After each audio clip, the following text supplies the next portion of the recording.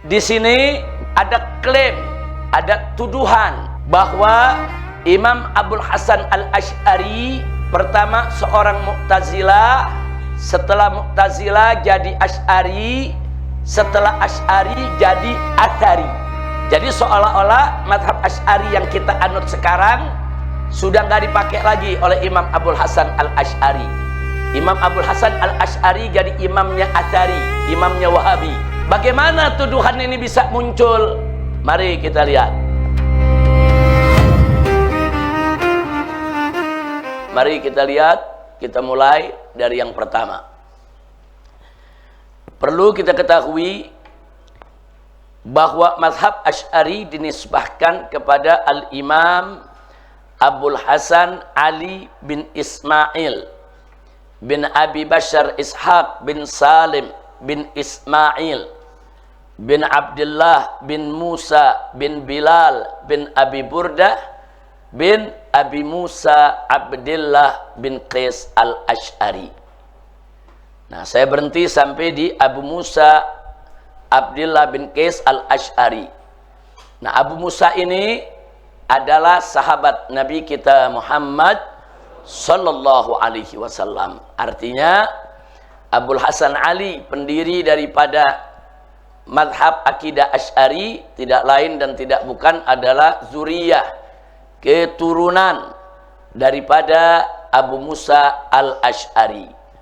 Nah, selanjutnya di atasnya terus beliau punya nasab sampai kepada Al-Qahtan.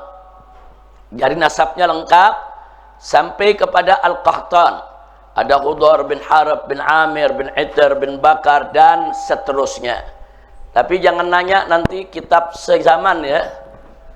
Iya, ini kalau nyari kitab sezaman semua nasab bubar ya, ikhwan. Nah, jadi kita ini adalah pengakuan-pengakuan para ahli nasab. Di antaranya An-Nasabah Hisam bin Muhammad ibnu Sa'ib Al-Kalbi mengatakan bahwa Al-Qahtan, yaitu datuk daripada Qabilah Al-Asy'ari, tidak lain dan tidak bukan adalah yaitu cicit daripada Nabi Ismail alaihissalam. Nah, sementara Al-Imamul Bukhari juga mencatat nasab Al-Qahtan, tapi Imam Bukhari menyebutkan Qahtan itu adalah bin Falik bin Abir bin Arfakhshad bin Sam bin Nuh. Jalurnya berbeda. Nah, tapi setidaknya saudara, apa yang disampaikan oleh An-Nasabah Hisam dan Al-Imamul Bukhari ini untuk pengetahuan kita tentang nasab. Nah, kalau ada yang bertanya, ini bagaimana?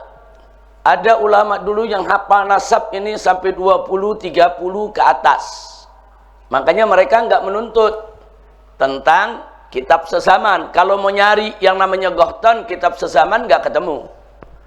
Mau nyari anaknya Qahtan yang namanya Ya'rib atau cucunya yang bernama Yasjab, kitab sezaman nggak ketemu, saudara. Jadi kitab sezaman itu adalah syarat mengada-ngada. Syarat mengada-ngada yang sama sekali tidak ilmiah. Nah, saya mau jawab, kenapa para ulama-ulama kita kok banyak hafal itu sejarah sampai sekian banyak? Karena saudara, salah satu kebanggaan bangsa Arab itu dulu di zaman jahiliyah, bahkan sebelumnya, itu suka tafakhur bil ansab. Mereka suka membanggakan mereka punya nasab. Nah, karena itu anak-anak mereka sejak kecil itu sudah diajarkan soal nasab. Kamu anak si fulan, anak fulan, anak fulan, anak fulan, sampai 30, 40 mereka hafal. Nah, jadi kalau bagi mereka yang menghafal Quran, nggak kaget kalau cuma hafal 40 nama. Anak MS ngapal 30 juz Al-Quran. Betul? Saya mau tanya, di MS yang ngapal 30 juz ada nggak? Banyak nggak? Banyak nggak itu 30 juz? Banyak. Kalau cuma 40 nama, dikit nggak? Dikit. Jadi jangan kaget. Kalau anak-anak Arab di zaman jahiliyah dulu, dari masih kecil yang pertama diajarkan tuh diantaranya adalah nasab. Ingat ya, kau anak bapakmu. Bapakmu ini namanya Fulan bin Fulan bin Fulan bin Fulan bin Fulan. Ada yang menyebutkan sampai Nabi Ismail, ada yang menyebutkan sampai Qahtan, saudara. Nah, hampir semua anak-anak Arab dari zaman dulu sampai hari ini. Saudara, salah satu kebanggaan mereka adalah menghafal nasab. Nah, jadi jangan kaget kalau ulama-ulama seperti Hisam, saudara Al-Kalbi atau Imam Bukhari, kok bisa ketemu tuh nasab? Sampai 30 nama, sampai 40 nama, sampai 15 nama, saudara. Iya, karena memang mereka bertemu dengan keturunan-keturunannya yang hafal akan nasab-nasab mereka. Termasuk nasab Nabi Muhammad Sallallahu Alaihi Wasallam. Nasab Nabi Muhammad juga sampai berapa puluh ke atas, saudara. Para ulama catat, hafal. Nah, jadi nggak usah kaget. Jangankan nasab Nabi Muhammad Sallallahu Alaihi Wasallam, nasab orang-orang Arab lainnya, saudara, yang Muslim, yang kafir, saudara, mereka hafal tentang nasab mereka. Nah, jadi sekali lagi jangan kaget. Jangan juga mengatakan kok Arab bisa apal ya, apa apalannya kuat, enggak juga. Orang Indonesia, saudara, dari keluarga-keluarga kesultanan, keluarga-keluarga ningrat dari zaman dulu, mereka juga dijaga nasab mereka. Mereka tahu tuh ayah-ayah mereka sampai ke atas, saudara. Nah, hanya saja memang ini bukan termasuk satu budaya tafakhur bil ansab untuk masyarakat Indonesia, enggak. Masyarakat Indonesia tidak tafakhur bil ansab, sehingga tidak terlalu fokus untuk menghafal nasab tersebut, kecuali kalangan ningrat, kalangan kerajaan, kalangan kesultanan yang memang dijaga nasab mereka. Nah, itu yang perlu kita tahu, seperti Kesultanan Banten atau Kesultanan Cirebon, Kesultanan Demak, nasab mereka dijaga. Bahkan bukan anak laki saja, anak-anak perempuan pun mereka catat. Mereka punya anak sekian, namanya si Fulan, si Fulana, semua dicatat sampai ke bawah, sampai hari ini masih ada di tiap-tiap kesultanan. Nah, wajar kalau kesultanan menjaga nasab mereka, karena mereka penguasa, mereka pemimpin, mereka mau jaga. Karena di sana ada aturan, ada sistem yang mereka jaga. Artinya kalau raja ini meninggal dunia, siapa yang berhak untuk menjadi penggantinya, siapa yang harus jadi putra mahkota, siapa yang jadi putri, siapa yang berhak untuk mendapatkan gelar. Nah, karena ada sistem yang mereka mesti jaga, nasab itu juga mereka jaga. Nah, kalau bangsa Arab lain lagi, walaupun bukan sultan, walaupun bukan raja, memang mereka tuh tafakhur bil ansab. Mereka tafakhur bil ansab, saudara. Jadi Nabi sendiri dalam syairnya, saudara, Ana bin Abdul Muttalib, Ana Nabi ibn Abdul Muttalib, saudara, saya ini adalah Nabi, cucunya Abdul Muttalib, Nabiyun la kadzib, seorang Nabi yang tidak pernah berdusta. Nah, jadi sekali lagi itu memang sudah membudaya. Jadi jangan kaget kalau ngelihat nasab begini nih. Nah, makanya dulu nggak ada tuh nasab begini ditanya, kamu hafal kakek kamu 30, kamu yang ke-20 tahu kitab sezamannya di mana? Nah, ada di kitab mana? Nggak ketemu, saudara. Nah, itu kitab sezaman, itu syarat yang dikarang-karang oleh kaum orientalis. Tujuan kaum orientalis, satu, untuk meragukan semua nasab tokoh-tokoh Islam, termasuk nasab Nabi kita Muhammad Sallallahu Alaihi Wasallam. Bahkan bukan itu saja, mereka masukkan syarat itu dalam ilmu hadis. Orang-orang orientalis, tujuannya apa? Supaya hadis-hadis Nabi bisa gugur. Kalau nanti ada nama-nama yang gak punya kitab sezaman yang menjadi saksi bagi para perawi hadis, saudara. Nah, itu berbahaya sekali. Maka itu syarat tadi saya sebut mengada-ngada. Baik, kita lanjutkan. Sampai di sini jelas? Baik, sekarang kita lihat. Al-Imam Abul Hasan Al-Asy'ari yang bernama Ali tadi, wulida bil Basrah, lahir di kota Basrah. Itu Basrah itu ada di Irak. Tahun 260 Hijriyah. Nah, kalau hidup di tahun 260 Hijriah berarti salaf bukan? Salaf, saudara. Wa tuwfiya bi Baghdad, dan wafat di kota Baghdad pada tahun 324 Hijriah. Baik kota Basrah maupun Baghdad, dua-duanya ada di negeri Irak. Nah, inilah kita perlu tahu nasab daripada Abul Hasan Al-Asy'ari saudara, yang dinisbahkan kepadanya yaitu akidah Asy'ariyah. Nah, berkaitan dengan Asy'ari ini, saudara, beliau punya kakek. Kakek yang keberapa tuh? 1, 2, 3, 4, 5, 6, 7. Kakek yang ketujuh dari Abul Hasan, yaitu Abu Musa al-Asy'ari, adalah sahabat Nabi kita Muhammad sallallahu alaihi wasallam. Nah, berkenaan dengan kaum Asy'ariyin yang dibawa oleh Abu Musa, saudara, menghadap Nabi, mari kita lihat, saudara, beberapa hadis yang perlu kita simak. Jadi Abu Musa al-Asy'ari ini pernah membawa kaumnya naik perahu besar, saudara. Dalam riwayat ada menyebutkan 40 orang sekian, riwayat lain menyebutkan 150 orang sekian, saudara, yaitu nyebrang ke Habasyah. Sempat ketemu Ja'far ibn Abi Thalib yang hijrah ke Habasyah, saudara, yang saat itu Habasyah dipimpin oleh seorang raja Nasrani yang bernama Najasyi, yang di akhir hidupnya masuk ke dalam Islam, agama Nabi kita Muhammad sallallahu alaihi wasallam. Nah, beliau ini juga, saudara, Abu Musa al-Asy'ari itu sempat membawa kaumnya terlibat di Khaybar. Nah, singkat cerita, ada sejumlah hadis pujian dari Nabi alaihi salatu wassalam untuk kaum Asy'ari. Asy'ari ini gobilah. Coba kita lihat lagi yang tadi. Itu nama Asy'ari itu ada di mana tuh? Di atas tuh, lihat. Di kolom kedua dari kiri atau kolom ketiga dari kanan. Itu ada Ya'rib ke bawah, Uraib ke bawah, Nabtul Asy'ar. Nah, Nabtul Asy'ar. Sudah lihat Nabtul Asy'ar? Nah, itu sebutan Asy'ari dari situ. Makanya disebut keturunan Al-Asy'ariyin. Jadi Asy'ari pada mulanya bukan mazhab akidah, bukan. Asy'ari pada mulanya nama gobilah. Gobilah siapa? Gobilah Abul Hasan al-Asy'ari, saudara. Jadi kakeknya yang kesekian itu namanya Asy'ar. Baik, kita kembali sekarang. Kita lihat beberapa hadis yang kita dapatkan. Kita perhatikan, ini nggak ada di dalam di dalam diktat, tidak ada. Nanti insya Allah ini di print, dibagi-bagi. Perhatikan semua. Madhun Nabi sallallahu alaihi wasallam lil Asy'ariyin. Beberapa hadis yang perlu kita simak tentang pujian Nabi untuk kaum Asy'ariyin.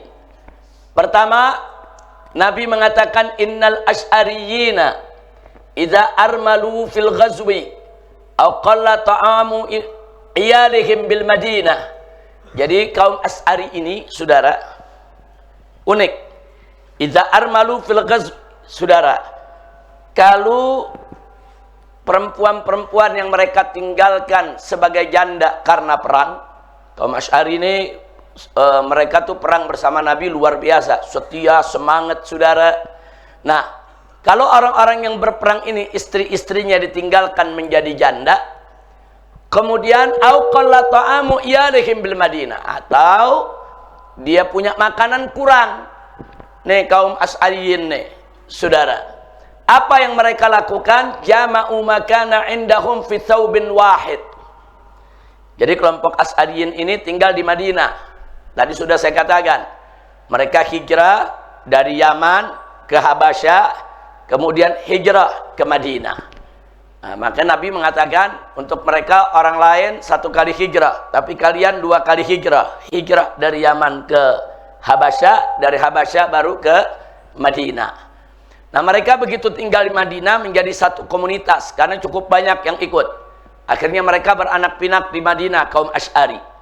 Nah, mereka ini kalau laki-lakinya pergi perang, kemudian gugur, istri-istrinya jadi janda, kemudian makanan mereka ini sesama Asy'ariyin di Madinah kekurangan makanan. Apa yang mereka lakukan, kata Nabi? Nabi yang menginformasikan kepada kita. Mereka kumpulkan semua makanan yang ada dari satu suku tadi. Setiap rumah keluarin makanannya, semua keluarin makanannya, digabungin. Nah, setelah digabungin, baru dibagi rata. Jadi semua dapat. Jadi nggak ada tuh yang ini makan, yang itu nggak makan, nggak. Nah, jadi yang punya beras, yang punya gandum, waktu itu kumpulkan semua. Yang punya makanan. Habis dikumpulkan, saudara, kata Nabi alaihi salatu wassalam, summaktasamuhu bainahum fi ina'in wahid bisawiyah. Nah, kemudian habis itu dikumpulkan semua di dalam satu bejana, dibagi-bagi, saudara, kepada keluarga-keluarga tersebut dengan bagi sama. Jadi Nabi salut dengan kekompakan mereka, saudara. Nah, sebenarnya di Indonesia nih suku semacam ini ada nih. Mangan nggak mangan, yang penting ngumpul. Makan nggak makan, yang penting kumpul. Orang-orang Jawa kan begitu, saudara.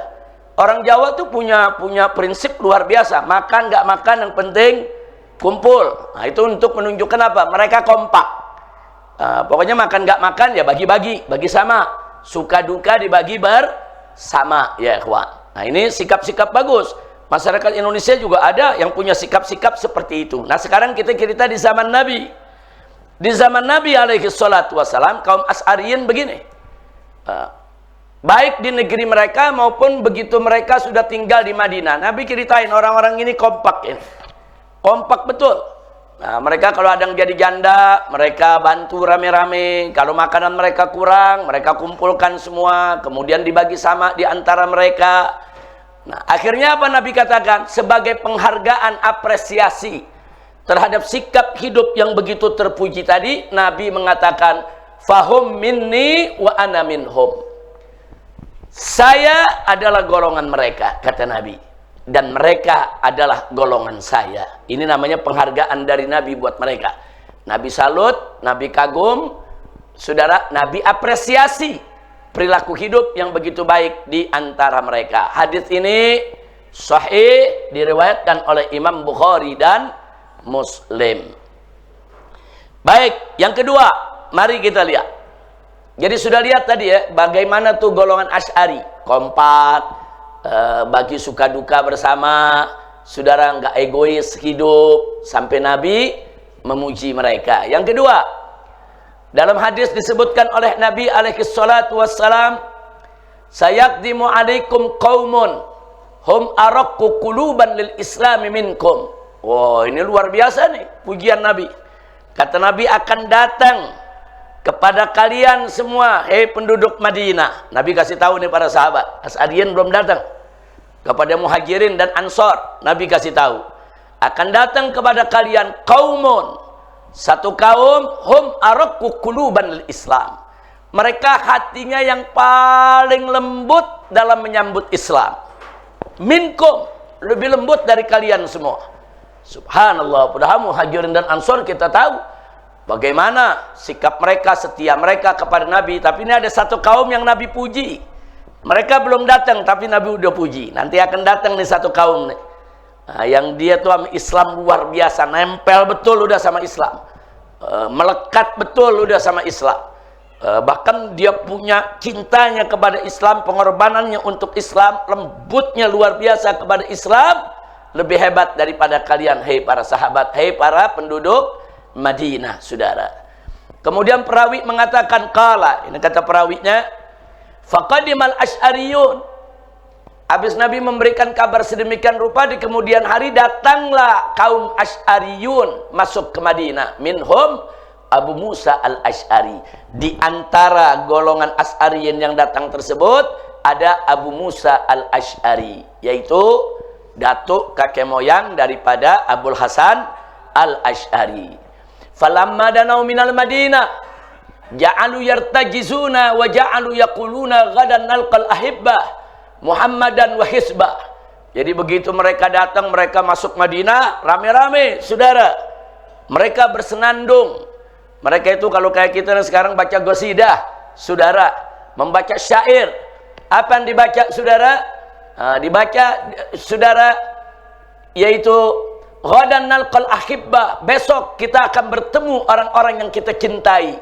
Siapa mereka? Muhammad dan wahisbah, yaitu Muhammad dan golongannya. Di hadis lain disebutkan Muhammad dan wasahbah, dan Muhammad dan para sahabatnya, saudara.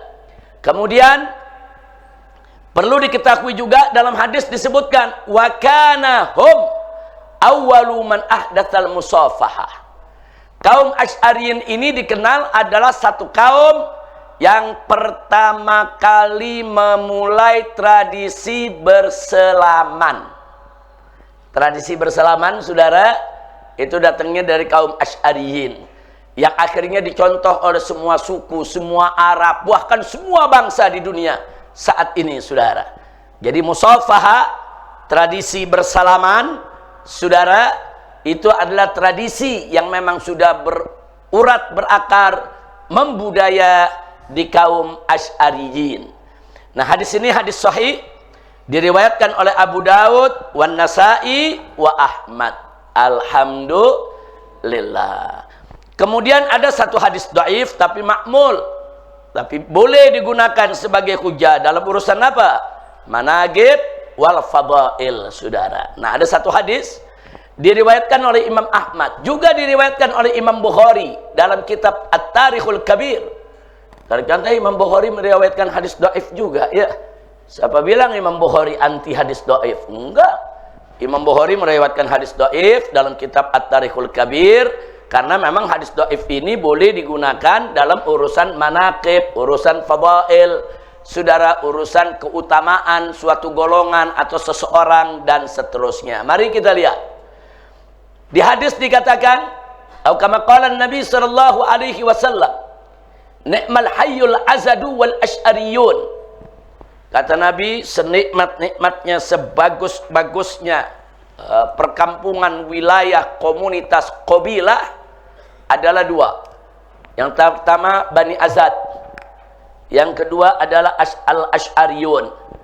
Di hadis yang lain Azad disebut Asad. Jadi ada disebut Bani Asad, ada disebut Bani Azad. Ada Al-Asadi, ada Al-Azadi, saudara. Nah, kemudian dikatakan dua kaum ini menarik, Bani Azad, Al-Azadi maupun Asy'ari. Apa menariknya? Kata Nabi alaihi salatu wasalam, la yafirruna fil qital wa la yaghullun. Nah, mereka-mereka ini, saudara, kalau yang namanya perang, saudara, nggak pernah lari dari medan tempur dan nggak pernah kelewat batas, saudara. Artinya orang-orang yang betul-betul tertib, disiplin, setia di dalam peperangan, dan itu terbukti manakala mereka berperang bersama Nabi kita Muhammad sallallahu alaihi wasallam. Sampai mereka berperang bersama Abu Bakar Siddiq, bersama Umar ibn Khattab, bersama Utsman ibn Affan, terakhir bersama Ali ibn Abi Thalib. Nah, Abu Musa al-Asy'ari inilah yang menjadi hakim yang menengahi ketika terjadi pertikaian antara Ali dan Muawiyah radhiyallahu anhuma. Nah, Abu Musa al-Asy'ari ini yang menjadi hakimnya. Artinya bukan orang sembarangan, ini sahabat Nabi. Nah, kemudian mari kita lihat yang keempat, saudara, yang barusan hadis itu diriwayatkan oleh Imam Ahmad, Imam Bukhari dalam At-Tarikhul Kabir, dan oleh Ibnu Abi Asim fi Kitabil Ahad wal Mathani. Nah, sekarang yang keempat. Yang keempat, saudara, diceritakan tentang maksud daripada ayat Al-Quran. Diceritakan lamma nazalat, ketika turun ayat yang berbunyi fasawfa ya'tiyallahu biqaumin yuhibbuhum wa yuhibbuna, di mana Allah akan mendatangkan, saudara, itu satu kaum yang mereka itu semuanya, saudara, dicintai oleh Allah. Allah cinta sama mereka, dan mereka juga cinta kepada Allah. Waktu ayat itu turun, saudara, apa yang terjadi? Qala Rasulullah sallallahu alaihi wasallam di Abi Musa. Nabi berkata kepada saudara Abu Musa al-Asy'ari, hum qaumuk ya Abu Musa. Yang dimaksud dalam ayat ini satu kaum yang Allah cinta kepada mereka dan mereka juga cinta kepada Allah. Kaum ini ya Abu Musa, kaumuk adalah kaummu. Nah, atau di hadis yang lain disebutkan Nabi sambil menepuk daripada atau menunjuk kepada Abu Musa, qaum hadza. Yang ada dalam ayat ini adalah qaum hadza, kaumnya orang ini. Nah, inilah, saudara, beberapa hadis. Hadis yang ini sahih, dikeluarkan oleh Ibn Abi Syaibah dalam kitab Musannafnya, wa Ibn Sa'ad di dalam Tabaqatul Kubra, wa Ibn Abi Asim fil Ahadi wal Mathani. Nah, 4 hadis yang kita sebutkan tadi, saudara, hadis-hadis yang menunjukkan magam, kedudukan daripada kaum Asy'ariyin. Nah, di sini ada yang menarik, saudara. Nah, di sini ada yang menariknya supaya kita tahu, saudara, hadis-hadis tentang yang disebutkan ini, saudara, khususnya yang terakhir, yang nomor 4. Waktu ayat turun, nanti akan datang satu kaum yang mereka cinta kepada Allah, Allah juga cinta kepada mereka. Tahu-tahu Nabi mengatakan kaum hadza, kaumnya ini. Nah, ini para ulama, saudara, berdiskusi soal pengertian kaum hadza. Kaum hadza ini, kaumnya ini maksudnya kaum apa? Qabilahnya, keturunannya, saudara, atau pengikutnya, saudara. Nah, kalau bicara tentang kaumnya diartikan adalah qabilahnya, udah disepakati oleh ulama. Qabilah ini memang dipuji oleh Nabi alaihi salatu wassalam.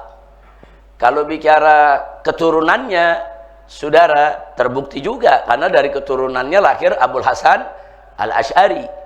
Nah, kalau kaum hadza, kaum orang ini, saudara, akan datang nanti mereka dicintai Allah, cinta kepada Allah. Kalau bicara pengikutnya, ya sampai saat ini pengikut Asy'ari ada, saudara.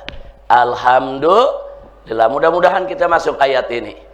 Amin ya rabbal alamin. Jadi kaum itu bisa diartikan qabilahnya, pengikutnya, keturunannya, keluarganya, saudara. Nah, jadi di mana semuanya bisa masuk. Nah, kalau keturunan ke pengikutnya masuk, ya kita termasuk pengikutnya. Pengikut daripada cucu Abu Musa Al-Asy'ari, yaitu Abul Hasan Al-Asy'ari, yang dinisbahkan kepadanya madhab akidah Asy'ariyah. Alhamdulillah. Artinya saya mau tunjukkan bahwa imam akidah Asy'ariyah ini bukan sembarang imam. Ini betul-betul imam orang yang baik, dari golongan yang baik, dan dia merupakan orang yang ditakdirkan oleh Allah Subhanahu wa taala menjadi orang yang dinisbahkan kepadanya akidah Asy'ariyah, yang sehari ini pengikutnya paling banyak di dunia. Alhamdulillah. Mudah-mudahan yang paling banyak inilah, saudara, yang Allah yuhibbuhum wa yuhibbuna. Allah cinta kepada mereka dan mereka juga mencintai Allah. Amin ya rabbal alamin. Kalau berharap boleh kan? Nah, doa boleh kan? Iya, jangan nanti kadang-kadang ini di debat Wahabi, wah ini ayat dipakai-pakai buat intisarul madhab, kan begitu kan? Nah, saya nggak bilang intisarul madhab pasti begitu, saya cuma katakan kita berharap, karena kata kaum itu kan bisa keluarga, bisa keturunan, bisa gobila, bisa juga pengikut. Kalau dibilang pengikut, ya kita masuk. Alhamdulillah. Kira-kira jelas ya? Bukan intisoran lil madhab, bukan. Alhamdulillah madhabnya udah menang. Nah, jadi nggak pakai intisor lagi, madhabnya sudah mansur. Disebut ta'ifatun mansurah. Ini ta'ifah ahlus sunnah wal jamaah adalah ta'ifah yang dimenangkan oleh Allah Subhanahu wa ta'ala. Baik, sekarang kita masuk, saudara, makanatul Asy'ari indal a'immah. Kalau ini kalau nggak salah ada nih di dalam inian kita ada, saudara, makanatul Asy'ari indal a'immah, kedudukan Imam Abul Hasan Al-Asy'ari, saudara, di tengah ulama atau dalam pandangan ulama. Mari kita lihat dalam satu hadis disebutkan sebagaimana diriwayatkan oleh Ibn Asakir an Abi Hurairah radhiyallahu anhu anna Rasulullah sallallahu alaihi wasallam qala. Jadi bersumber dari Abu Hurairah bahwa Nabi bersabda, di mana Nabi mengatakan, au kama qala Nabi, innallaha yab'atsu, sesungguhnya Allah mengutus atau membangkitkan li hadhil ummah, untuk umat ini, maksudnya umat Islam, ala ra'si kulli mi'atin sana, di penghujung daripada setiap 100 tahun, man yujaddid laha dinaha, yaitu orang yang akan memperbaharui daripada agamanya. Nah, pengertian memperbaharui bukan berarti memperbaharui agama diubah-ubah, bukan berarti memperbaharui agama ini diutak-atik, bukan. Memperbaharui agama dalam arti kata tetap menjaga agama tersebut semurni sebagaimana datangnya di zaman Nabi.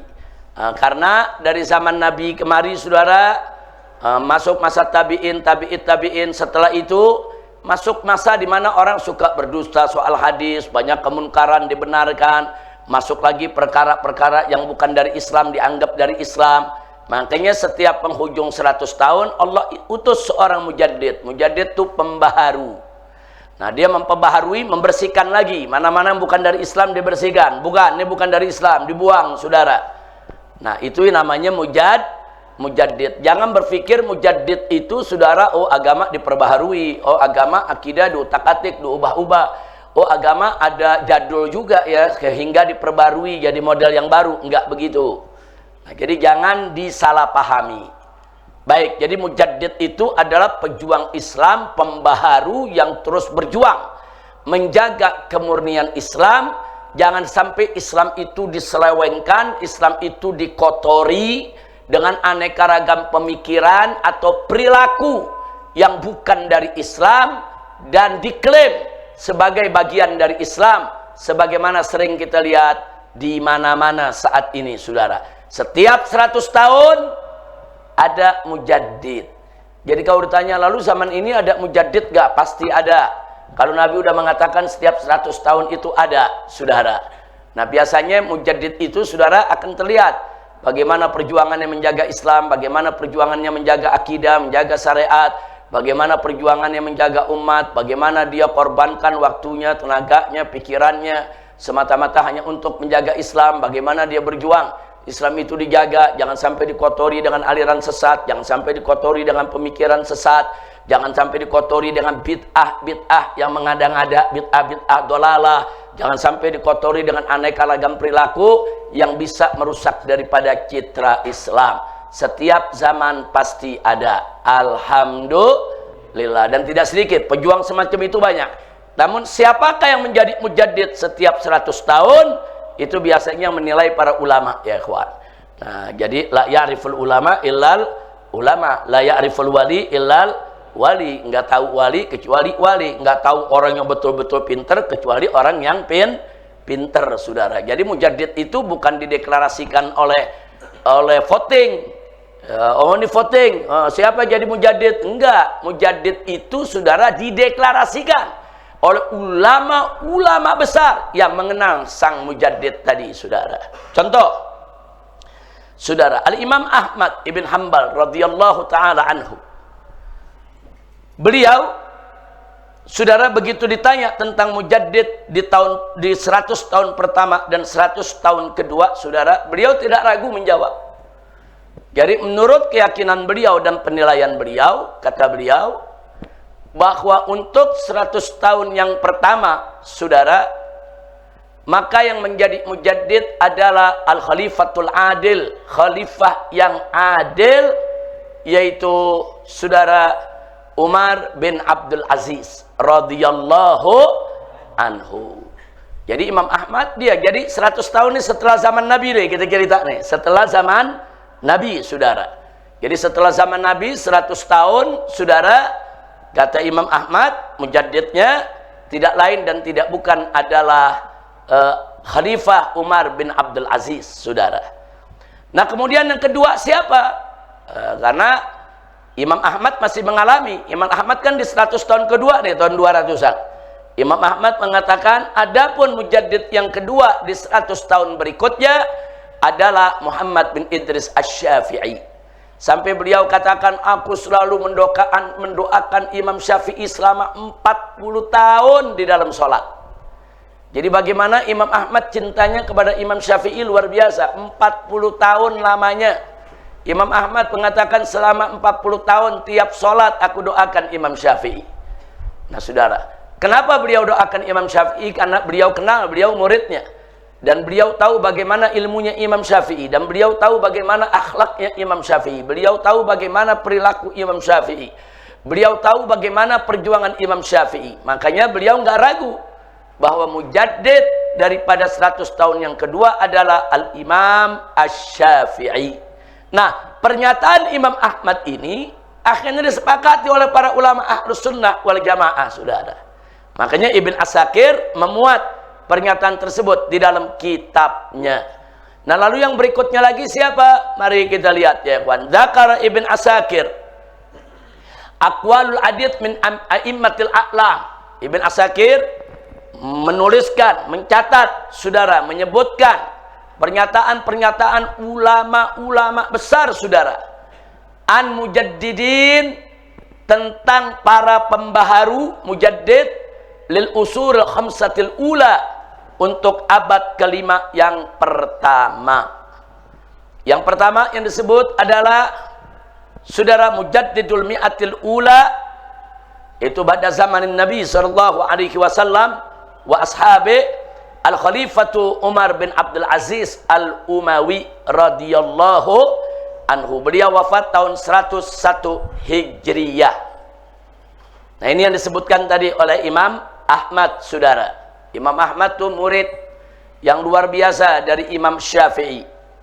Baik, yang kedua, saudara, Mujaddidul Mi'atits Tsaniyah, yaitu Imam Muhammad bin Idris Asy-Syafi'i, yang wafat tahun 204 Hijriyah, saudara. Nah, jadi Imam Ahmad saja mengakui ketinggian daripada kedudukan Imam Syafi'i. Baik, yang berikutnya, yang ketiga, Mujaddidul Mi'atil Tsalitsah, saudara, yang disebutkan oleh Ibn Asakir. Kebanyakan ulama menunjuk Al-Imam Abul Hasan Al-Asy'ari yang wafat tahun 324. Beliau hidup dari tahun 260. Beliau hidup dari tahun 260. Jadi, saudara, Al-Imam Abul Hasan Al-Asy'ari, saudara, dideklarasikan oleh banyak ulama Ahlus Sunnah sebagai mujaddid yang ketiga. Nah, mujaddid yang keempat, nah, itu didiktat salah tuh. Yang keempat bukan Ghazali dulu, tapi Imam Al-Baqillani.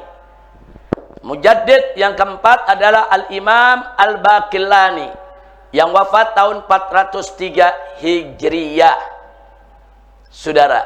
Nah, Al-Baqillani ini adalah yang menyebarluaskan akidah Asy'ariyah.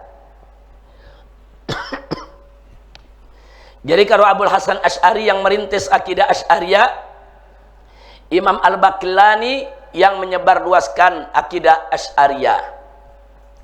Yang kelima baru Imam Ghazali. Nah, tinggal tukar tempat aja tuh, 4 dengan 5. Enggak usah dicoret-coret semua. Coret aja, nomor 4-nya tadi dijadiin 5, nomor 5 dijadiin 4. Nah, mujaddid yang kelima adalah Al-Imam Al-Ghazali yang wafat tahun 505 Hijriyah. Nah, setelah itu ya ulama berbeda-beda ya, Pak. Ulama berbeda-beda di tahun-tahun berikutnya, saudara, berbeda pendapat siapa mujaddid berikutnya, saudara. Nah, itu banyak perbedaan. Tapi untuk 5 ini kebanyakan Ahlus Sunnah wal Jamaah hampir sepakat. Inilah 5 mujaddid pertama di dalam sejarah umat Nabi Muhammad sallallahu alaihi wasallam.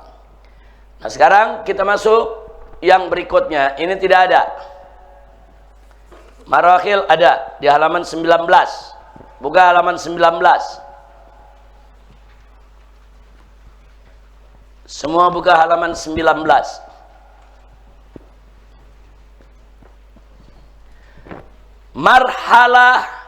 Marhalatun aqaidiyah lil Asy'ari, yaitu tahapan, saudara, penjajakan akidah daripada Imam Abul Hasan Al-Asy'ari.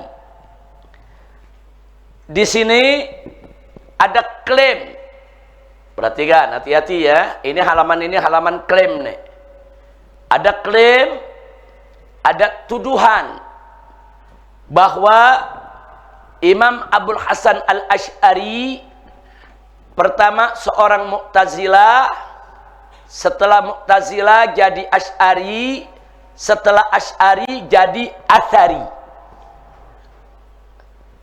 Perhatikan tuh. Jadi seolah-olah mazhab Asy'ari yang kita anut sekarang sudah nggak dipakai lagi oleh Imam Abul Hasan Al-Asy'ari. Imam Abul Hasan Al-Asy'ari jadi imamnya Atsari, imamnya Wahabi. Nah, Atsari, saudara. Nah, bagaimana tuduhan ini bisa muncul? Mari kita lihat. Perhatikan baik-baik. Ini pelajaran sangat penting sekali. Di sana ada qissatun makdzubah. Ada cerita bohong. An Abi Ali Al-Hasan bin Ali Al-Ahwazi. Dari seseorang yang bernama Abu Ali Hasan bin Ali Al-Ahwazi. Tentang apa? Fitaraji'il Asy'ari an madhabihi. Tentang saudara mundurnya Asy'ari dari madhabnya sendiri. Kapan? Ba'da liqa'i Syekhil Hanabila Al-Barbahari. Setelah bertemu dengan Syekhul Hanabilah, ulama besarnya Hambali yang bernama Imam Al-Barbahari. Imam Barbahari inilah salah satu imam besar yang disanjung-sanjung oleh Wahabi, saudara. Nah, jadi menurut kisah bohong ini, Imam Asy'ari begitu ketemu Imam Barbahari langsung sadar, insaf, taubat, akidah Asy'ari nggak dipakai lagi. Dia pindah ke akidahnya Imam Ahmad katanya, saudara. Kita lanjutkan. Lama qadimal Asy'ari Baghdad. Tatkala Imam Abul Hasan Asy'ari datang ke Baghdad, ba'da tarkihil i'tizal, setelah dia meninggalkan mazhab Mu'tazilah, ja'a ilal Barbahari, beliau datang ke Al-Barbahari, wa tafakhara, dan beliau membanggakan, artinya beliau menceritakan bagaimana perjuangan beliau binaqdihi, tatkala beliau, saudara, yaitu mengkritik, saudara, aqaid Al-Jubai, akidahnya Al-Jubai. Al-Jubai itu salah satu tokoh Mu'tazilah yang menjadi ayah tirinya Asy'ari. Jadi Imam Asy'ari punya ayah tiri itu tokoh Mu'tazilah. Makanya Imam Asy'ari 40 tahun jadi tokoh Mu'tazilah di bawah bimbingan daripada Al-Jubai. Jadi diceritakan di sini Imam Asy'ari datang masuk ke Baghdad, menghadap Imam Barbahari, kemudian menceritakan bagaimana perjuangannya menentang akidah Mu'tazilah wal Yahud wan Nasara, juga perjuangannya menentang atau melawan atau mengkritisi daripada paham-paham Yahudi dan Nasrani. Kemudian wa dzakara kutubahu fir raddi alaihim, dan Imam Abul Hasan Asy'ari menyebutkan kepada Imam Barbahari, ini kitab karangan saya menghantam Mu'tazilah, ini kitab karangan saya mengkritik Yahudi dan Nasrani, dan seterusnya. Nah, setelah panjang lebar bicara, kata kisah ini, faqala Al-Barbahari, Al-Barbahari hanya berkata, ma'adri mimma qulta qalilan wala katsiran. Saya nggak tahu apa yang kamu ceritakan. Sedikit dan banyaknya saya nggak tahu apa yang kamu cerita. Saya nggak paham yang kamu cerita. Kemudian beliau katakan, wala na'rif, saya tidak pernah tahu apapun illa maqalahu Ahmad bin Hanbal. Saya nggak pernah tahu apa-apa kecuali yang saya tahu cuma Ahmad ibn Hanbal. Jadi Al-Barbahari mengatakan beliau pengikut setia Imam Ahmad bin Hanbal, baik dalam fikih maupun tauhid, udah nggak mau cerita yang lain, saudara. Ya, beliau ikut Imam Ahmad bin Hanbal, tentu itu akidah salaf, itu fikih salaf, saudara. Tapi yang jadi persoalan Imam Barbahari dalam beberapa riwayatnya, saudara, akidahnya mujassim, akidahnya seperti yang kita ceritakan kemarin, ada unsur-unsur menyerupakan Allah dengan makhluk dan menjasmanikan Allah dalam bentuk. Makanya ada satu ulama besar dari kalangan Hambali, yaitu Ibnul Jauzi, menentang. Ibnul Jauzi menentang ini, saudara, Imam Barbahari dan semua imam-imam yang ada di mazhab Hambali, saudara, yang mencoba menyebutkan Allah punya tangan, Allah punya kaki, sampai Ibnu Jauzi mengarang sebuah kitab, saudara, yaitu Daf'u Subahit Tashbih. Saudara, jadi ulama Hambali mengkritik ulama Hambali. Nah, itu pernah kita bahas di inian ta'rif. Tahu di sini kayaknya nggak ada. Nanti insya Allah kapan waktu itu, pada saat kita cerita soal sifat Allah, nah itu ada di dalamnya ya kawan. Tahun kemarin pesantren Ramadan kita bahas itu panjang lebar. Baik, nanti kalau ada mau tahu sumber itu, buka saja rekamannya di Markas Syariat TV atau di Islamic Brotherhood televisi ya kawan. Buka, ada nanti rekamannya di sana. Yang tahun kemarin ada rekamannya. 2 tahun lalu ada rekamannya.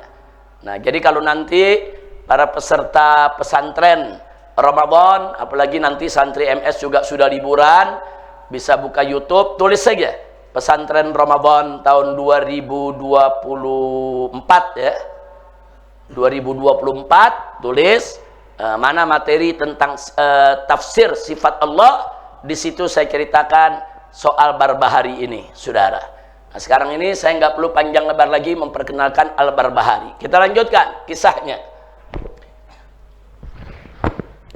Kata yang punya kisah bohong ini, waharajal Asy'ari, maka Imam Abul Hasan begitu dijawab, begitu jawabnya cuman begitu tuh, nggak ada perdebatan, cuman begitu aja. Habis cerita capek-capek panjang lebar, ujung-ujungnya anda nggak tahu apa yang anda ngomong, yang anda tahu anda ikut Imam Ahmad ibn Hambal, udah.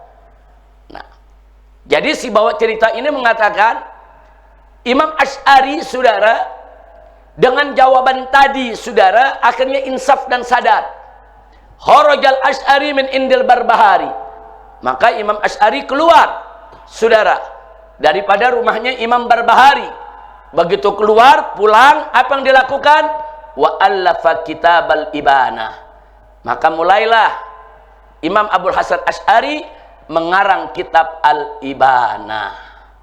Tapi ada yang menarik, saudara. Al-Ibanah yang diceritakan oleh kaum Wahabi saat ini, isinya sama dengan akidahnya Wahabi.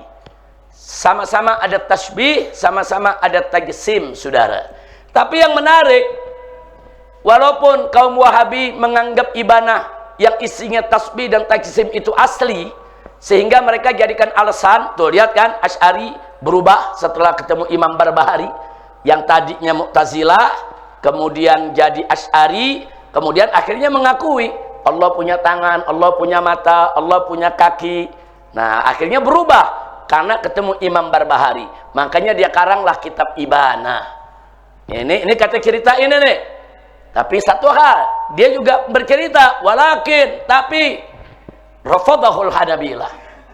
Tapi masyarakat mazhab Hambali yang di Baghdad tetap nolak kitabnya Asy'ari, walaupun udah sama akidahnya dengan Barbahari, saudara. Wala yaqbal minhu fi Baghdad, dan enggak diterima untuk tinggal di Baghdad. Inilah kisahnya. Ini kisah digoreng habis oleh Wahabi dari dulu sampai hari ini, saudara. Ini kisah satu-satunya kisah dijadikan dalil kalau Imam Asy'ari meninggalkan mazhab Asy'ari. Ini kisah dijadikan dasar argumentasi bahwa Imam Abul Hasan Al-Asy'ari, saudara, akhirnya mengikuti mazhab Imam Ahmad yang menurut versi Al-Barbahari bahwa Allah punya tangan, Allah punya mata, Allah punya wajah, Allah punya kaki, Allah lari, Allah duduk, Allah tertawa, Allah, saudara, dan seterusnya dan seterusnya. Nah, jadi sekali lagi, cuman ini kisahnya tentang perpindahan Asy'ari. Nah, ini sengaja saya tekankan karena supaya nanti begitu masuk yang berikutnya jadi paham. Nah, jadi kalau anda ini santri MS Markas Syariat ketemu ulama-ulama Wahabi, walaupun gelarnya udah profesor doktor, saudara. Nah, kalau mereka bercerita seperti ini, jangan percaya. Makanya jangan sembarangan baca kitab. Ini kitab tebal, saudara, judulnya Qissatul Asy'ariyah. Luar biasa ini, saudara. Saya baca ini buku, saya punya dan saya baca. Sampai udah digerogotin nama rayap ini kitab nih. Pinggiran itu digerogotin rayap, saudara. Bukan baru berarti. Ini kitab sudah lama ada di sini. Nah, ini kitab saudara dikarang oleh Dr. Ammar Khanfar. Kalau ini kitab saudara bukunya tebal, yang ngarang doktor saudara, tahu-tahu datang ke Indonesia santri main baca, main percaya, isinya ya cerita bohong ini. Setebal ini isinya cerita bohong ini saudara. Nah, makanya tandain ya, yang begini nih kalau bagi peneliti muta'ammik silakan beli baca. Tapi bagi santri nggak usah. Nah, makanya Kiai Asep dijaga anak-anak ya, jangan sampai yang ini dibaca. Ini ada di perpustakaan kita nih ada. Saya sudah katakan di perpustakaan kita nih buku-buku Wahabi banyak ya kawan. Ada banyak, bukan sedikit. Tapi buku Ahlus Sunnah wal Jamaah jauh lebih banyak, saudara. Di pesantren kita ini, di perpustakaan kita ini, saudara, 8 mazhab ada. Jadi kitab dari mazhab Syafi'i ada, Maliki ada, Hanafi ada, begitu juga Hambali juga ada, Ibadi juga kita punya di sini, Ja'fari ada, Zaidi ada, Zohiri juga ada. Bahkan akidah Asy'ari ada, Maturidi ada, Atsari Wahabi juga ada, ya ikhwan. Enggak sampai di situ, buku PKI ada di sini. Buku komunis ada di sini ya ikhwan. Namanya juga perpustakaan, semua kitab kita himpun. Untuk apa? Untuk penelitian, untuk penyelidikan, untuk kita diskusi, untuk kita mencari kebenaran. Insya Allah. Jadi ingat, ini santri nggak usah baca, belum waktunya. Nah, nanti kalau santri udah jadi ulama, amin. Ulama-ulama yang alimin, amin. Yang amilin, amin. Nah, kalau mau muqaranah, saudara mau lebih ta'ammuk lagi, silakan baca buku ini. Begitu juga ada lagi buku judulnya Aqidatul Asy'ariyah. Judulnya si cakep, Aqidatul Asy'ariyah. Isinya satu buku nyerang akidah Asy'ariyah. Dari awal sampai akhir akidah Asy'ariyah diserang habis. Akidah Asy'ariyah ini dikatakan penyebar khurafat, penyebar bid'ah, firqah dhalah, mudillah. Saudara, ini juga harus kita waspadai. Ini pengarangnya Hussam bin Ibrahim. Saudara, nah ini juga tolong diwaspadai. Baik, kita lanjutkan. Nanti akan kita jawab kebohongan ini, saudara. Pertama, dari mana kita yakini kisah ini sebagai bohong? Langsung kita katakan kisah makdzubah, saudara. Karena hadhil kisah makdzubatun, kisah ini dusta. Kenapa? Li'anna rawiha muttahamun bil kadzib. Jadi itu yang namanya Abu Ali Al-Hasan bin Ali Al-Ahwazi, ini muttahamun bil kadzib, saudara. Itu perawi hadis kalau sudah dikatakan muttahamun bil kadzib, saudara, maka itu dhaifnya syadid. Bahkan banyak riwayatnya maudhu, palsu, saudara. Nah, kalau sudah muttahamun bil kadzib, enggak dipakai riwayat yang sama ulama. Baik itu riwayat hadis maupun itu riwayat tentang ulama-ulama masa lalu, saudara. Jadi nomor satu jawaban sudah selesai, cukup. Kita tanya siapa perawinya? Oh, perawinya, mereka selalu menutupi nih perawi-perawi begini. Mereka sebut ini dari kitab Ibn Taimiyah. Betul, dalam kitab Ibn Taimiyah cerita ini juga ada. Ibn Taimiyah menukilkan, saudara, cerita ini, saudara. Tapi sumbernya ternyata bukan dari Ibn Taimiyah, sumbernya dari orang ini. Nah, makanya menarik, Ibn Taimiyah itu rahimahullahu ta'ala sebetulnya seorang ulama, saudara, yang paling hati-hati meriwayatkan hadis, paling agak lebih hati-hati di dalam mengambil riwayat, saudara. Ibn Taimiyah itu sangat-sangat teliti, saudara. Nggak mau beliau ambil dari para pembohong, muttahamun bil kadzib, saudara. Tapi entah kenapa kecolongan kisah ini masuk ke dalam kitabnya dan dijadikan dasar untuk mengatakan bahwa mazhab Asy'ariyah melalui 3 periode. Periode dia menjadi Mu'tazilah, periode dia menjadi Asy'ari, dan periode dia menjadi Salafi, Atsari. Saudara, periode dia mengikuti Imam Barbahari sebagai pengikut Imam Ahmad ibn Hanbal rahimahumullahu ta'ala rahmatan wasi'ah. Kira-kira jelas tidak? Saya mau tanya, kalau dari riwayat perawinya tukang bohong, saudara, perlu kita ambil? Perlu kita percaya? Nggak usah, selesai. Jawaban pertama sebetulnya udah selesai. Cerita ini bohong.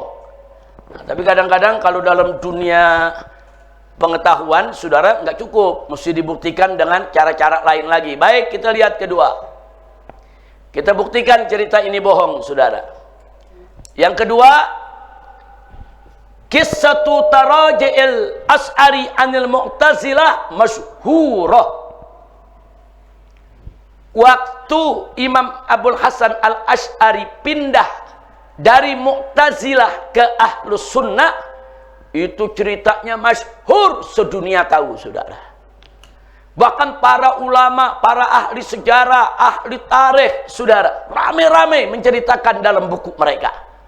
Jadi ada satu kejadian bahwa Imam Asy'ari ini, saudara, ibunya menikah lagi dengan Ali Al-Jubai, seorang tokoh Mu'tazilah.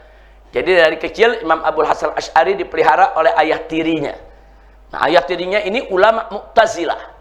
Nah, sampai akhirnya tumbuh remaja, beliau menjadi orang yang alim di kalangan Mu'tazilah. Bahkan sampai 40 tahun beliau berdakwah untuk Mu'tazilah. Dan beliau jago debat. Beliau jago jidal, saudara. Nah, suatu ketika ada beberapa pertanyaan beliau sampaikan ke ayah tirinya. Nah, begitu beliau sampaikan ke ayah tirinya, pertanyaan-pertanyaan tersebut jawabannya tidak memuaskan. Akhirnya beliau mulai ragu dengan Mu'tazilah. Nah, akhirnya diajak lagi diskusi ayah tirinya. Ayah tirinya juga guru beliau, saudara. Diskusi, akhirnya sampai pada kesimpulan bahwa akidah Mu'tazilah tidak betul. Tidak benar ini akidah. Nah, akhirnya beliau kembali kepada akidah salaf. Nah, waktu dia keluar daripada mazhab Mu'tazilah, saudara, beliau ini masuk ke dalam masjid raya, saudara, di mana orang penuh kumpul di masjid tersebut, saudara. Kejadian ini di Basrah ini, saudara, di mana beliau mengumumkan kepada umat Islam yang hadir bahwa saya mulai hari ini melepaskan mazhab Mu'tazilah dan kembali kepada mazhab salaf. Saudara, maksudnya mazhab akidah Ahlus Sunnah wal Jamaah. Beliau buka itu jubahnya, beliau lempar sebagai pertanda kalau beliau menanggalkan daripada pakaian Mu'tazilah. Dan ini cerita, saudara, geger. Negeri-negeri Arab geger. Kenapa? Karena ini bukan orang sembarangan. Karena Abul Hasan Asy'ari ini orang pintar, pendebat, saudara. Jarang orang menang berdebat dengan dia, saudara. Memang orang yang ahli, 40 tahun jadi pendainya Mu'tazilah. Nah, begitu dia umumkan, saudara, semua perawi sejarah menceritakan, semua murid-muridnya Abul Hasan al-Asy'ari menceritakan bahwa guru kami begini, guru kami begini, guru kami pada tanggal sekian, tahun sekian, hari ini mengumumkan keluar dari Mu'tazilah. Artinya kisahnya masyhur.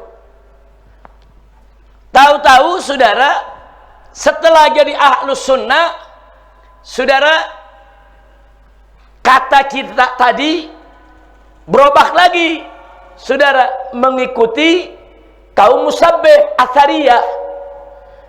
Dari Mu'tazilah menjadi Asy'ariyah, kemudian kata cerita tadi keluar menjadi Atsariyah. Nah, waktu keluar dari Mu'tazilah geger dunia. Tapi waktu keluar dari Asy'ariyah menjadi Atsariyah, nggak ada yang tahu. Nggak ada yang tahu tuh cerita. Yang tahu cuman tadi ada tuh, saudara. Yang tahu cuman siapa tuh namanya tuh, saudara, Hasan bin Ali Ahwazi. Cuman dia doang yang tahu. Udah gitu yang tahu tadi muttahamun bil kadzib, saudara, tertuduh sebagai pembohong. Masya Allah, ini juga bukti.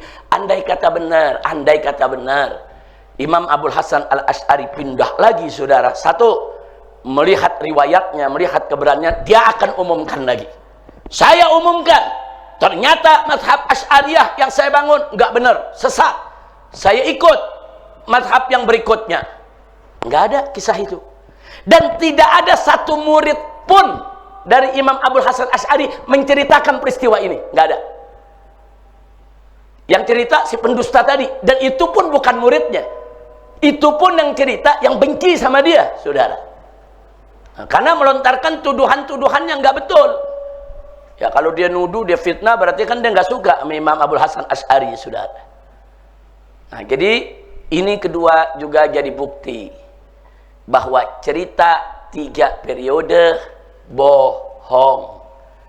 Kira-kira jelas tidak? Paham?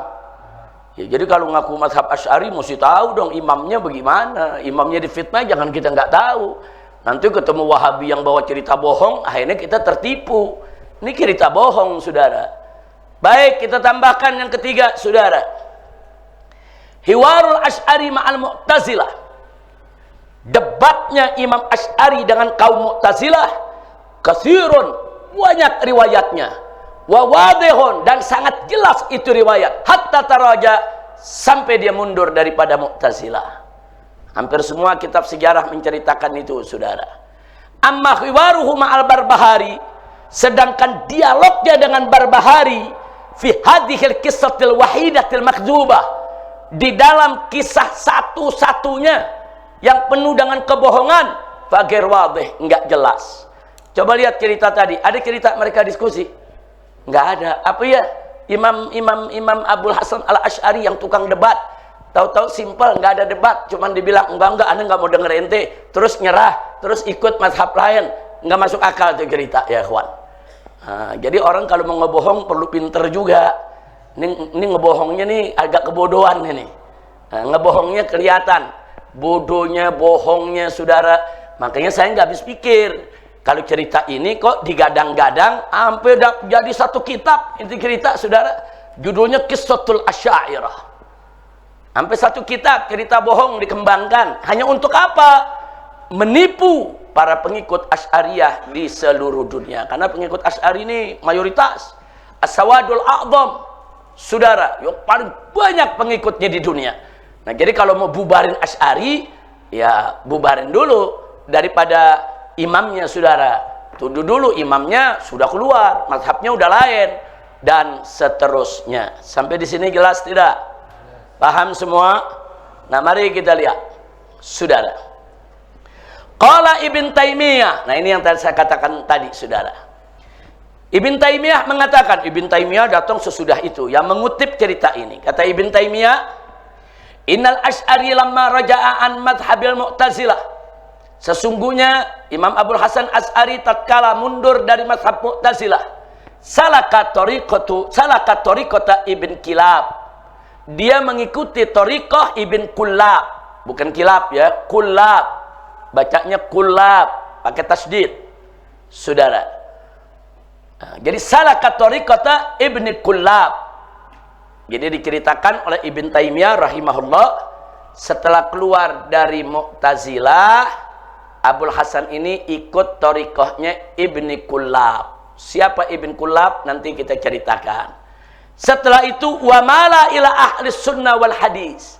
Tapi setelah itu Abul Hasan Asy'ari cenderung kepada ahlus sunnah wal hadis. Ahlus sunnah wal hadis inilah jalan yang diikuti oleh Ibn Taimiyah, saudara, dengan klaim sebagai ahlus sunnah wal hadis. Sampai Wahabi sekarang pun pengikut Ibn Taimiyah menyebut mereka ahlus sunnah wal hadis, saudara. Wantasaba ilal Imam Ahmad. Kemudian dia ngikuti nasabnya dinisbahkan kepada Imam Ahmad. Nah, kama qad dzakara dzalik, sebagaimana sudah disebutkan yang demikian itu fi kutubihi, dalam buku-buku daripada Imam Asy'ari, di antaranya adalah Al-Ibana wal Mujiz wal Magalat wa ghairiha. Jadi Ibn Taimiyah menguatkan cerita yang kita sebut cerita bohong tadi, dikuatkan oleh Ibn Taimiyah, saudara. Dan dalilnya yaitu tadi kitab Al-Ibana, saudara. Kita lanjutkan. Summa dzakara Ibn Taimiyah.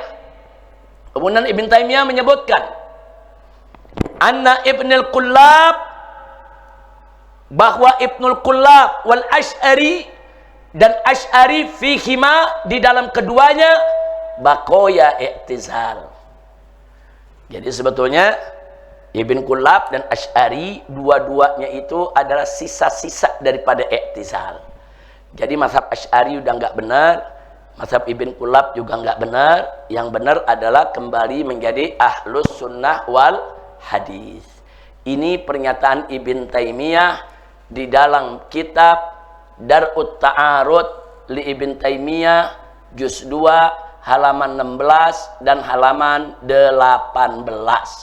Pernyataan yang pertama tadi halaman 16, pernyataan yang terakhir tadi halaman 18. Dalam kitab yang sama dan juz yang sama. Nah, ini sengaja saya sampaikan, saya cuma mau garis bawahi, artinya Ibn Taimiyah, saudara, bukan sumber, bukan. Sumbernya adalah Al-Ahwazi yang punya cerita. Nah, makanya kita heran, ajabna, kita merasa heran, kenapa Ibn Taimiyah kok mengambil itu cerita, padahal yang cerita muttahamun bil kadzib. Semua ahli hadis mengatakan muttahamun bil kadzib. Bahkan ada ahli hadis yang mengatakan kadzab, ada mengatakan wadda, ada yang mengatakan saudara muttahamun bil kadzib. Nah, biasanya kalau sudah dituduh begitu, nggak ada ulama yang ngambil riwayat dia, saudara. Nah, makanya saya heran kenapa Ibn Taimiyah masih memakai riwayat dia, saudara. Dan kenapa pengikut-pengikut Ibn Taimiyah yang ada saat ini sebetulnya mereka banyak ahli hadis, mereka tahu ini, suruh buka aja. Nah, mereka kan banyak belajar hadis, suruh buka nih nama ini, lihat. Nah, kalau mereka tahu muttahamun bil kadzib, kenapa kisahnya dipakai? Nah, mestinya kalau mereka cinta kepada Ibn Taimiyah, manakala Ibn Taimiyah zallah, melakukan satu kesalahan, terpleset, saudara, mestinya mereka luruskan. Nah, seperti Syekh Albani, nanti kita buktikan. Syekh Albani itu meluruskan Ibn Taimiyah beberapa kali. Ada sejumlah hadis, Ibn Taimiyah mengatakan hadis maudhu, saudara. Dikritik oleh Albani, enggak, itu hadis sahih, disebutkan. Nah, artinya Syekh Albani juga pengikut Ibn Taimiyah, tapi manakala imamnya yang dia cintai salah jalan, diluruskan. Nah, mestinya Wahabi zaman sekarang silakan ikut Ibn Taimiyah, kita hormati Ibn Taimiyah, ulama besar rahimahullahu taala rahmatan wasi'ah, saudara. Tapi manakala zallah atau zallat, kesalahan-kesalahan yang dilakukan imam kita, ya jangan diikuti lagi. Ini sekarang bukan hanya diikuti, tapi dibesarkan, digadang-gadang, dikembangkan, saudara. Untuk apa? Untuk menipu kalangan Asy'ariyah. Nah, kalau Ibn Taimiyah saya yakin, saudara, beliau bukan untuk menipu kalangan Asy'ari. Saya yakin betul, saudara. Nah, Ibn Taimiyah dalam sejarah hidupnya nggak ada punya sikap seperti itu, saudara. Nah, ini hanya zallah aja, terpleset di dalam urusan ini, saudara, memakai daripada kisah yang dusta. Nah, tapi kalau Wahabi yang sekarang kan udah tahu ini kisahnya dusta, kenapa masih dipakai? Kan tahu kisahnya dusta, kenapa masih disebarluaskan, saudara? Nah, maaf, kadang-kadang Wahabi di Indonesia pun, saudara, bikin kitab nih, bikin buku, penerbitnya saudara Maktab Syafi'i, bikin toko buku, toko Syafi'i, saudara, bikin lembaga namanya Lembaga Syafi'i. Maksudnya apa? Ya, maksudnya supaya seolah-olah dilihat oleh masyarakat Indonesia mereka sama sama kita, Syafi'i juga. Padahal begitu kita masuk toko yang namanya toko Syafi'i, dalamnya buku Wahabi semua. Nah, ini fakta terjadi. Lembaga Syafi'i begitu kita lihat, pengurusnya, gurunya yang ada di dalam Wahabi semua. Saudara, ini terjadi beberapa tahun yang lalu, 10, 11, 15 tahun yang lalu, saudara. Wallahu a'lam sekarang. Saudara, sekarang umur saya udah nggak bisa muter-muter lagi di kampung-kampung, saudara. Kalau dulu kita muter ke sana kemari di Jakarta, tiap pelosok, tiap gang, tiap toko kitab, semua bisa kita lihat, saudara. Nah, kita dapatkan hal tersebut dengan mata kepala kita. Saudara, jangan menipu-nipu masyarakat Indonesia dengan menggunakan nama Syafi'i. Kadang-kadang mereka sebarluaskan hadis. Imam Syafi'i mengatakan, "Idza shahhal hadis fahuwa madhhabi." Kalau suatu hadis sudah sahih, maka itu adalah mazhabku. Mereka kumpulkan hadis-hadis sahih, mereka bilang ini mazhab Syafi'i. Dari mana ceritanya begitu, saudara? Enggak begitu. Jadi jangan memanipulasi daripada hujah untuk menipu umat. Kira-kira sampai di sini jelas tidak? Nah, masih sanggup belajar? Iya, kepala agak panas kelihatannya nih. Nah, baik, kita lanjutkan. Saudara, hunaka da'wah, bukan dakwah, ada dakwatun, ada dakwah pakai alif murajjah. Kalau dakwah artinya dakwah. Kalau dakwah itu tuduhan. Kalau dalam Indonesia, bahasa Indonesia ada terdakwah. Ini dia nih dakwahnya, saudara.